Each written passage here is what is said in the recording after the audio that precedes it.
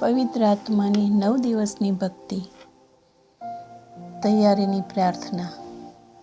પિતા અને પુત્ર અને પવિત્ર આત્માને નામે આમીન.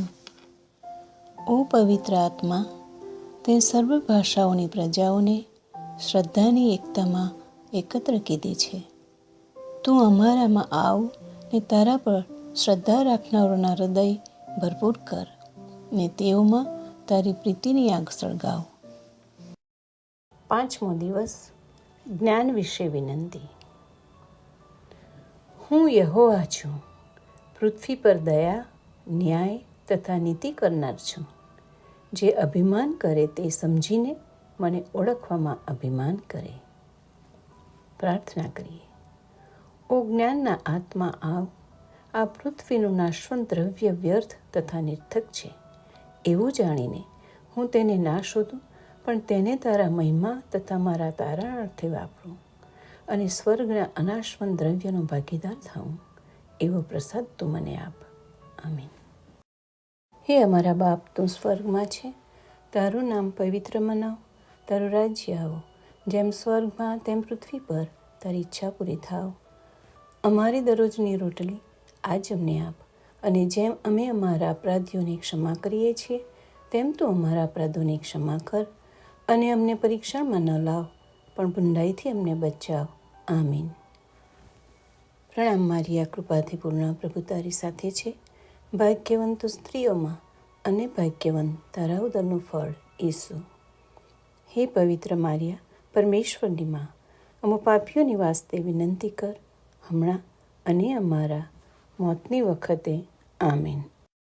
પ્રણામ મારિયા, કૃપાથી પૂર્ણ, પ્રભુ તારી સાથે છે. ભાગ્યવંત સ્ત્રીઓમાં અને ભાગ્યવંત તારા ઉદરનું ફળ ઈસુ. હે પવિત્ર મારિયા, પરમેશ્વરની માં, અમો પાપીઓની વાસ્તે વિનંતી કર, હમણાં અને અમારા મોતની વખતે. આમીન. પ્રણામ મારિયા, કૃપાથી પૂર્ણ, પ્રભુ તારી સાથે છે. ભાગ્યવંત સ્ત્રીઓમાં અને ભાગ્યવંત તારા ઉદરનું ફળ ઈસુ. હે પવિત્ર મારિયા, પરમેશ્વરની માં, અમો પાપીઓની વાસ્તે વિનંતી કર, હમણાં અને અમારા મોતની વખતે. આમીન. પિતા અને પુત્ર અને પવિત્ર આત્માની સ્તુતિ થાવ, જેમ આદિએ તેમ હમણાં અને હંમેશા, યુગોયુગ. આમીન. ઓ પવિત્ર આત્મા, તું તારા શ્રદ્ધાળુઓના હૃદયમાં આવ અને તેમાં તારી પ્રીતિની આગ સળગાવ. તું તારો આત્મા મોકલ ને સર્વ ઉત્પન્ન થશે, ને દુનિયાનું મુખ તું પુનઃ તાજું કરશે. પ્રાર્થના કરીએ. ઓ પરમેશ્વર, તે શ્રદ્ધાળુઓના હૃદય પવિત્ર આત્માના પ્રકાશથી પ્રકાશિત કીધા. જે સત છે તે અમને તે જ આત્માથી ચાખવા અને તેના દિલાસામાં હંમેશ હરખાવા દે. અમારા સ્વામી પ્રભુ ઈસુ ખ્રિસ્તના પુણ્ય વડે. આમીન. ઓ મારા પરમેશ્વર તથા સ્વામી, બધું તારા વૈભવને માટે થાવ. આમીન.